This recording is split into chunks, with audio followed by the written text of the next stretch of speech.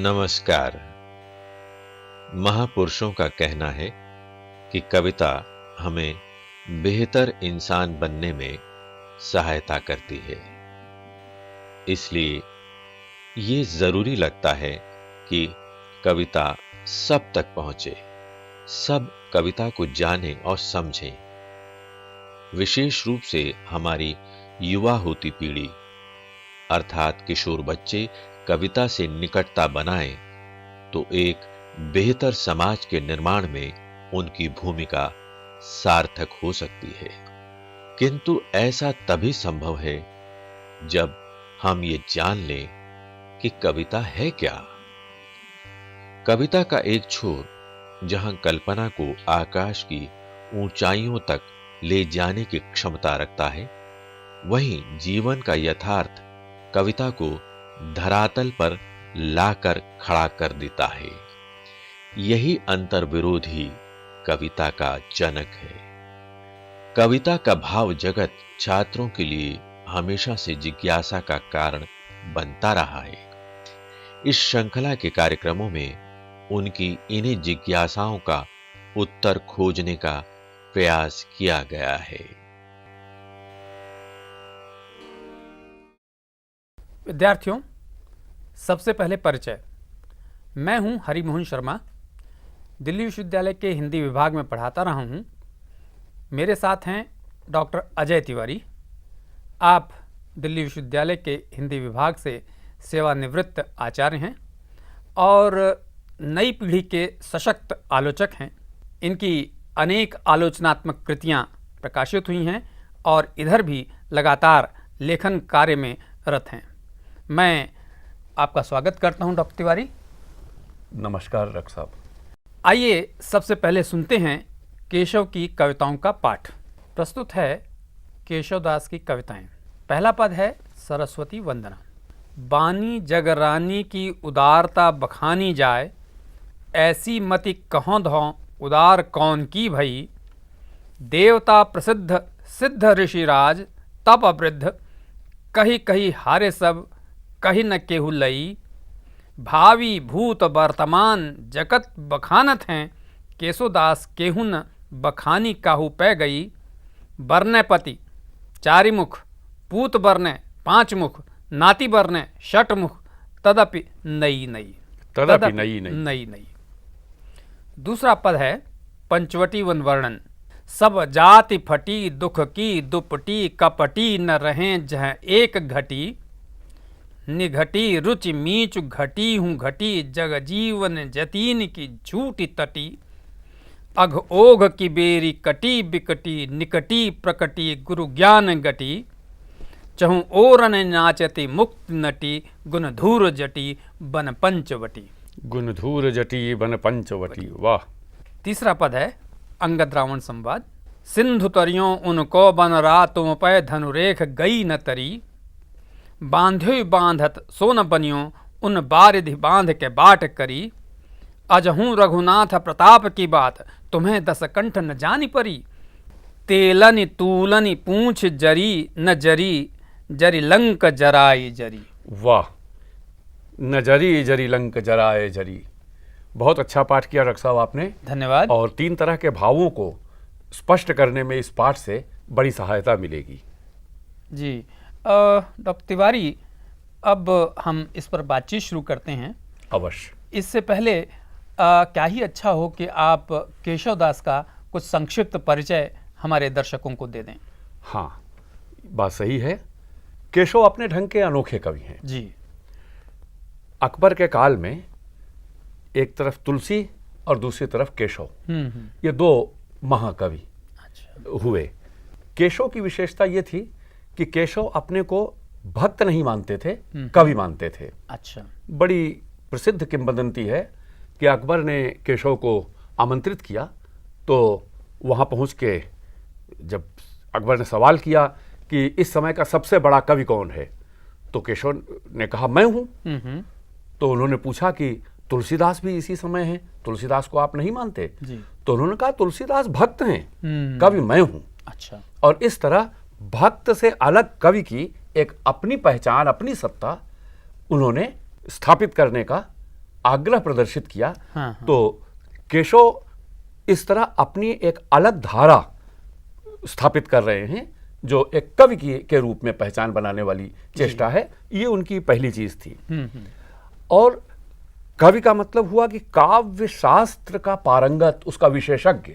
संभवतः उसी विशेषज्ञता के कारण उन्हें कठिन काव्य का प्रेत कहा गया। अच्छा। तो हालांकि कठिन काव्य का प्रेत में निंदा का भाव नहीं है, तो उनकी विशेषता का स्वीकार है एक प्रकारांतर से। इसकी चर्चा बाद में हम लोग करेंगे। एक रोचक प्रसंग केशव के बारे में है जिससे सभी लोग परिचित हैं। उसका उल्लेख करना अच्छा है कि काफी अवस्था हो गई थी और श्रृंगार के कवि थे, पनघट पे बैठे हुए थे। युवतियों ने उन्हें बाबा कहा तो केशवदास को बड़ा क्षोभ हुआ और वो बड़ा प्रसिद्ध दोहा है उनका, केशव केसन अस्करी जस अरिहु न कराई, चंद्र वदन मृगलोचनी बाबा कही कही जाए। तो केशव, इससे लगता है कि हास्य भी उनके अंदर, परिहास की वृत्ति थी उनके अंदर, जो उनकी इन कविताओं में भी हमें, वैसे भी बहुमुखी प्रतिभा के धनी थे। बहुमुखी प्रतिभा के थे, तो वो बहुमुखता उनकी इन संकलित कविताओं में भी दिखाई देती, झलकती है। दूसरी बात केशव के बारे में जो बहुत जरूरी है कहना, वो ये है कि केशव ओरछा नगर में पैदा हुए थे। अच्छा। बाकी कवियों का कुछ गांव से, लोक संस्कृति से संबंध था और इसकी बराबर चर्चा होती है। लेकिन केशवदास नगर के रहने वाले थे और नागर कवि थे, और वे अपने इस नागर होने पर गर्व करते थे, इसका आग्रह भी करते थे। वैसे भी दरबारी कवि थे तो नगर में ही दरबार नहीं, दरबार के तो कवि और भी थे जो ग्राम संस्कृति से आए थे और ग्राम जीवन के प्रति उनके मन में अनुकूल भाव था। अच्छा। केशव अकेले कवि हैं जो अपने नागर होने का आग्रह रखते हैं। अच्छा। और इसलिए प्रायः देखा जाता है कि वे गांव का, गांव के लोगों का, गांव की स्त्रियों तक का उपहास करते हैं। अच्छा। तो नागरिकता, नागरपन, ये केशव का अपना एक गुण है जो दूसरे कवियों से उन्हें बिल्कुल अलग करता है। एक छोटी सी बात का उल्लेख और करना चाहिए, क्योंकि तुलसी और केशव और दोनों एक दूसरे को जानते थे।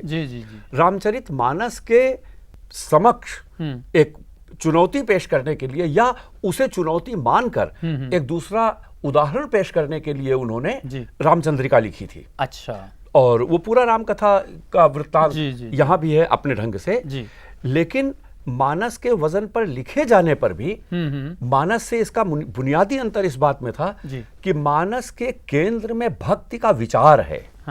और केशवदास की कविता में ऐसा कोई विचार नहीं है, उसमें कौशल है। अच्छा। तो एक तरफ भक्ति, आस्था, विचार, और दूसरे तरफ विचार, भक्ति, आस्था की जगह कौशल, काव्यात्मकता, चमत्कार, आचार्यत्व होने, आचार्यत्व जिससे चमत्कार का संबंध है। तो ये दो तरह की काव्य प्रणालियां मध्यकालीन हिंदी में दिखाई पड़ती हैं। उनमें एक के सिरमौर अगर तुलसीदास हैं तो दूसरे के सिरमौर केशवदास हैं। ये दूसरी बात जिस पर हमें बहुत ध्यान देना चाहिए। यहाँ एक चीज का उल्लेख और करना उचित है कि संस्कृत काव्यशास्त्र की परंपरा का हिंदी में उपयोग और उसकी विधिवत स्थापना अगर किसी कवि ने सबसे पहले की तो वो केशवदास थे। अच्छा। और इस लिहाज से भी केशवदास हमेशा महत्वपूर्ण माने जाएंगे। इसके अतिरिक्त केशव के बारे में एक जो बहुत महत्वपूर्ण जानकारी बच्चों को होनी चाहिए कि मूल रूप से ब्रज भाषा के कवि थे, लेकिन उनकी ब्रज भाषा पर संस्कृत का, और चूंकि बुंदेलखंड में पैदा हुए थे तो बुंदेली का, अच्छा, इनका बहुत गहरा असर है। तो ब्रजभाषा होते हुए भी उस ब्रजभाषा में पुरानी और नई और बोलियों और भाषाओं का प्रभाव, संस्कार दिखाई पड़ता है। अच्छा। इसलिए भी केशव एक अलग तरह के प्रयोग के कवि हमारे सामने बन के आते हैं। अच्छा। और इसलिए हिंदी में केशवदास का अपना स्थान है, जिससे कोई इनकार नहीं कर सकता। आपने बहुत अच्छा परिचय दिया केशवदास का। धन्यवाद। इससे केशव की कविताई को समझने में काफी मदद मिलेगी। अब हम उनके पदों पर थोड़ा विचार करना चाहते हैं, बातचीत करना चाहते हैं। उनका पहला पद है सरस्वती वंदना। कवि क्यों ऐसा समझता है कि देवी सरस्वती की उदारता का गुणगान नहीं किया जा सकता? क्योंकि उसी पर यह सारी बात कही गई है। जी। इसलिए कि देवी सरस्वती की महिमा जी। अपार है और मनुष्य की बुद्धि सीमित है। तो उस सीमित बुद्धि से उस अपार महिमा का वर्णन करना मनुष्य के लिए संभव नहीं है। मूल बात यह है, कहते हैं ना जी। कि बानी जगरानी की उदारता बखानी जाए, ऐसी मति कहो धो उदार कौन की भाई। जी। इतनी उदार मति, इतनी बड़ी व्यापक मति किसकी हो गई है कि इस जगरानी की, वाणी जगरानी, वाणी सरस्वती की उदारता का वो वर्णन कर सके। जी। और इस तरह बुद्धि की सीमा और सरस्वती की महिमा अच्छा। का कंट्रास्ट उन्होंने उपस्थित किया है। कह सकते हैं आप कि इसमें एक तरह की अतिशयोक्ति से काम लिया गया है, लेकिन अक्सर होता है कि हम जिसकी प्रशंसा करते हैं उसके लिए अतिशयोक्ति का सहारा लेते हैं और इससे एक चमत्कार पैदा होता है जो इस कविता में है। पर केवल क्या चमत्कार ही है, क्योंकि इसी पद में कहा गया है कि भावी भूत वर्तमान जगत बखानत है केशवदास, केहू न बखानी काहू पै गई। तो ये भावी भूत वर्तमान के माध्यम से क्या कहना चाहता है, क्या संकेत देना चाहता है? हाँ, ठीक बात है। और इतना ही नहीं, भावी भूत वर्तमान के बाद वो कहते हैं बरने पति पंचमुख, पूत बरने पर चार मुख, पूत बरने पंचमुख, और यति बरने नाती बरने षटमुख, तदपि नई नई, तभी तो पंचमुख चतुर्मुख ब्रह्मा जी, जो सरस्वती के बाद में पति हो गए थे, और पंचमुख शिव और षटमुख कार्तिकेय। अच्छा। तो पति और उनके पुत्र और नाती ये सब भी वर्णन करते हैं। मतलब कोई 4 मुख से, कोई 5 मुख से, कोई 6 मुख से। तो एक तो उसमें दोनों बातें हैं, अतीत से वर्तमान तक इतनी बार सरस्वती की महिमा का वर्णन किया गया है, फिर भी उनमें कुछ नए गुण प्रकट हो जाते हैं। उनमें गुण का अक्षय भंडार है। अच्छा। और इसलिए वो नित्य नवीना है और उनका रूप इन प्रशंसाओं में बांधा नहीं जा सकता। अच्छा। इसीलिए परिकल्पना शतरूपा की भी है उनके साथ। अच्छा। और दूसरा इसमें संकेत यह है, देखिए शतरूपा क्या है डॉक्टर साहब? एक रूप में बंधा हुआ नहीं है उनका व्यक्तित्व। अच्छा। दूसरा सैकड़ों रूपों में बंधा, सैकड़ों रूपों में, जो जिनको आप हमेशा जिनको पकड़ नहीं सकते। पर इतने रूप हैं, आप जिन जिन रूपों को देखें उसके अलावा भी उनके और रूप हैं। तो जिन गुणों की आप प्रशंसा करते हैं उनके अलावा नए गुण प्रकट हो जाते हैं। तो इसलिए वो नित्य नवीना है। अच्छा। ये नित्य नवीना का एक अर्थ संदर्भ है। एक दूसरा संदर्भ भी है, आप देखें उनके पति हैं, उनके पुत्र हैं, उनके पौत्र हैं, इसके बावजूद वो नई नई हैं। तो जैसे चिर कुमारी की अवधारणा है, तो सरस्वती आप जानते हैं सरस्वती चिर कुमारी भी मानी गई है। तो पति पुत्र नाती के बावजूद वो चिर कुमारी हैं। और इस तरह का विचार, इस तरह की अवधारणा भारतीय समाज के बाहर भी रही है। ईसाइयत में भी वर्जिन का एक कॉन्सेप्ट है। तो संसार में मनुष्य ने अपने देवी देवताओं की महत्ता और गरिमा प्रतिष्ठित करने के लिए ये चिर कुमारी का भी एक विचार रखा है जो यहाँ सरस्वती के साथ जुड़ा हुआ है। बहुत अच्छा, बहुत तो अच्छा। दोनों अर्थ संदर्भ इसमें निहित हैं, इसलिए ये छंद अपने में महत्वपूर्ण हो जाता है। क्या बात है डॉक्टर साहब, आपने इस पद को तो बहुत अच्छे से समझाया। अब ये दूसरा पद है पंचवटी वन वर्णन। इस दूसरे पद में प्रकृति का वर्णन तो बहुत अच्छा किया गया है, लेकिन इसकी मार्मिकता दिखाई नहीं देती। इसका क्या कारण है? बात तो आपने थोड़ा उलझन वाली की है जी। और इसके बारे में हिंदी के सबसे विश्वसनीय आचार्य रामचंद्र शुक्ल का स्मरण करना उचित होगा। क्या बात है जी। उन्होंने कहा कि राम की कथा तो वन्य जीवन की है, राज्य से दूर वन में सामान्य लोगों के बीच, वनवासियों के बीच, जहां हार्दिकता उनके अनुभव का मूल घटक है जी। लेकिन केशव नागर कवि हैं। हाँ, आपने पहले भी कहा। उनका अनुभव दरबार और दरबारी वातावरण से जुड़ा हुआ है।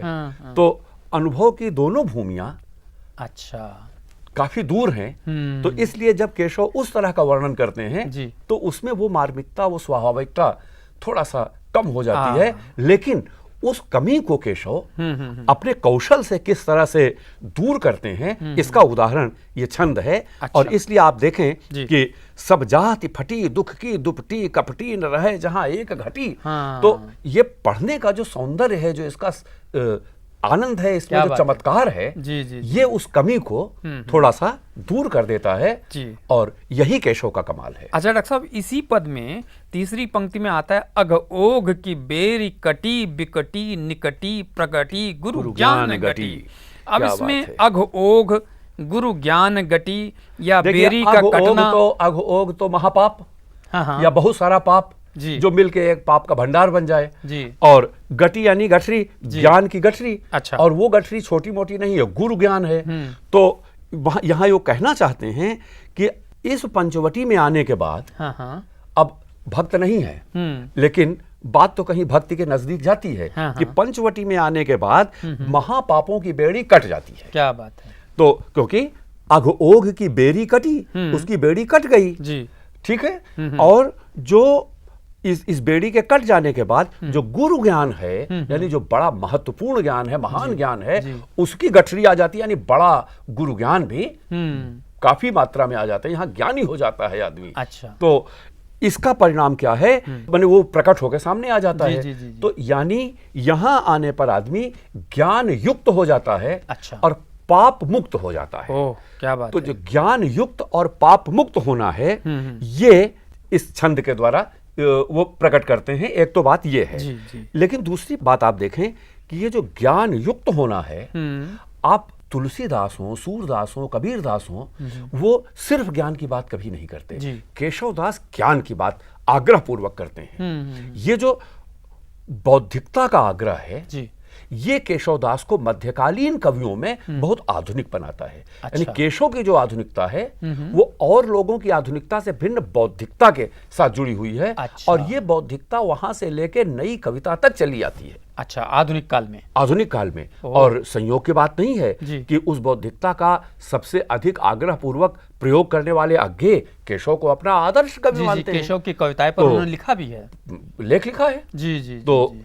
वो बौद्धिकता केशव में यहाँ दिखाई पड़ती है, जो आधुनिक काल तक। क्या बात है डॉक्टर साहब, आपने बहुत अच्छे से समझाया इसको। तीसरा पद अंगद रावण संवाद है।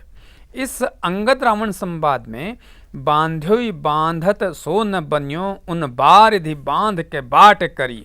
अब इसमें ओज है, वीर रस है, परंतु इस ओज और वीर रस से भी अतिरिक्त कुछ विशिष्टता है। हाँ बिल्कुल है। आप अगर गौर करें तो उनका बंदर उनको बन रहा सिंधु तर्यो, जी। वो तो समुद्र लांघ के चला आया। और तुम धनुरेख गई न तरी, जी। तुम लक्ष्मण रेखा नहीं, धनुष से खींची हुई लक्ष्मण रेखा नहीं पार कर सके। तो कहाँ एक लक्ष्मण रेखा, कहाँ विराट समुद्र। जी। तो तुम लक्ष्मण रेखा नहीं पार सके, वो समुद्र लांघ के चला आया। इसी तरह आप पूरे में देखें कि उन्होंने इतना बड़ा बांध बांध दिया और रास्ता बना लिया समुद्र को बांध के। और तुम्हारी हालत क्या है, ठीक है ना, कि लक्ष्मण रेखा भी नहीं। हाँ, लक्ष्मण रेखा नहीं पार कर पाए। तो पूरे में वो ये बताते हैं तो हे दशकंठ, तुम रघुनाथ के प्रताप को अभी नहीं समझ रहे हो। और मजाक उड़ाते हैं पूरा कि बांधे बांधत सो न बने उन बारिधि बांध के बाट करी। तुम उस बंदर को जो समुद्र लांघ के आया था उसको बांधने की कोशिश करते रहे, तुम उसको बांध तक नहीं पाए। और समुद्र, हाँ समुद्र। और अंत में कहते हैं कि उसकी पूंछ में तूलनी पूंछ तेल डाल के तुमने पूंछ को जलाया। हाँ। लेकिन पूंछ तो नहीं जली, तुम्हारी हाँ। सोने चांदी हीरे जवाहरात से जली हुई लंका जल के भस्म हाँ। हो तो गई। इसी पंक्ति में मैं जानना चाह रहा था कि इसमें तेलनी तूलनी पूंछ जरी न जरी जरी लंक जराई जरी, जरी की बड़ी आवृत्ति हुई है। मैं पूरी बात कह दूं। जी जी जी। तो ये कि आप जरा देखें कि ये तो एक तरह से उसका मजाक उड़ाना हुआ, उसका चिढ़ाना हुआ। तो अंगद वहां रावण को चिढ़ा रहे हैं। इसमें आप देखें कि है तो ये वीर रस की कविता, जी। ओज का गुण है, जी। लेकिन ओज के साथ जो भाव रहता है उत्साह का या उसका, वो नहीं है। यहाँ व्यंग्य है, उपहास जो आप कह रहे थे, उपहास और व्यंग्य दोनों मिल रहे हैं। व्यंग्य ही तो है। अच्छा, तो अच्छा। उपहास तो व्यंग्य से जुड़ा जी, हुआ जी, है। जी, जी, जी। ये कोरा हास्य नहीं है। हाँ। तो यहाँ पर ओज के साथ, वीर के साथ व्यंग्य का समावेश किया है। ये एक नए तरह का प्रयोग है। अच्छा। कला में। दूसरी बात आपने कही कि इसमें जो जरी की आवृत्ति है, तो आप जानते हैं कि कविता में लगभग सभी कवि जी। एक ही शब्द का अलग अलग अर्थ में बार बार प्रयोग करते हैं, यानी आवृत्ति करते हैं, दोहराते हैं उसको। अच्छा। और यहाँ हर बार वो जो दोहराई गई है पदावली, तो उसमें अर्थ भी बदल जाता है। जरी, जड़ी, मैंने जड़ा हुआ, जराई जरी, अच्छा। और जलना। हम्म, तो और जरी की आवृत्ति से चमत्कार भी होता है, अर्थ का वैशिष्ट्य भी उत्पन्न माने होता है। अलंकार सामने तो आ गए अलंकार है, ये यमक अलंकार है। यमक अलंकार है। यमक अलंकार है। तो अनेक अलंकारों का प्रयोग किया है। हाँ, वो और अनुप्रास तो लगभग सब जगह है। और भाषा का चमत्कार भी पैदा हुआ है। भाषा का मैं चाहता हूँ चमत्कार कुछ पैदा उनकी हुआ है। भाषा के बारे में आप दो बातें कहें। भाषा के बारे में तो मैंने शुरू में भी कहा जी। और यहाँ भी हम देख रहे हैं जी। कि आप देखें कि सभी छंदों में जी बानी जगरानी की उदारता। हाँ। बानी जगरानी जी। एक तरह का चमत्कार है। हाँ। सब जाति फटी दुख की दुपटी कपटी, फिर घटी। तो ये जो एक तरह का ये 6 का अनुप्रास किस्म का है कि अनेक एक ही पदावली की आवृत्ति बार बार है। अच्छा। तो अनुप्रास का बड़ा चमत्कार है। फिर इसमें इसका चमत्कार है, यमक का चमत्कार है। जी जी जी। तो अनेक अलंकारों का चमत्कार है और साथ साथ इनकी भाषा काफी चलती हुई भाषा है। अच्छा। और वो चलती हुई भाषा समझने में बाधा कहीं नहीं आती है। सबसे बड़ी बात यह है। जी, जी, जी। तो आप देखें अब जी, जी। प्रताप, दसकंठ, हाँ, ये तत्सम शब्दावली है। भी है, जैसा आपने बताया था तत्सम कि शब्दावली भी है। जी, तो भाषा और कौशल में जी। केशवदास की विशेषता क्या बात है। इन 3 छंदों से डॉक्टर साहब, हमारे आपने सामने स्पष्ट हुई। केशव के पदों को जितनी सरलता से समझाया है और उसके मार्मिक स्थलों को उद्घाटित किया है, इससे हमारे विद्यार्थियों को निश्चय ही बहुत लाभ हुआ होगा, ऐसी मेरी आशा है। हमारे साथ बहुमूल्य जानकारी साझा करने के लिए आपका बहुत बहुत धन्यवाद। नमस्कार। नमस्कार।